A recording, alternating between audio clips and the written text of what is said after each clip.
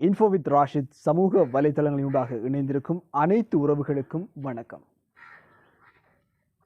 உலகத்தில் நாளுக்கு நாள் பல வினோதமான, வித்தியாசமான, அதிர்ச்சியூட்டக்கூடிய பல தகவல்கள் இடம்பெற்று கொண்டுதான் இருக்கிறது.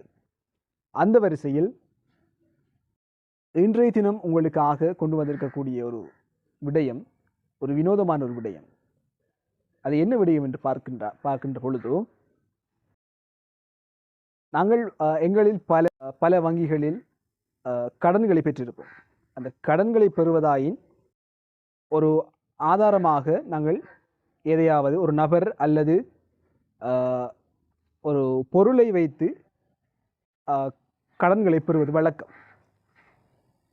அது ஒரு பக்கம் இருக்க, ஒரு நாட்டில் ஒரு சம்பவம் இடம்பெற்றிருக்கிறது. சுமார் 68 வயது மதிக்கத்தக்க ஒரு உயிரிழந்த ஒரு நபரை ஒரு பெண் வங்கிக்கு அழைத்து சென்று அவருடைய பெயரில் கடனை பெறுவதற்காக அந்த வங்கிக்கு அழைத்து சென்றிருக்கின்றார்.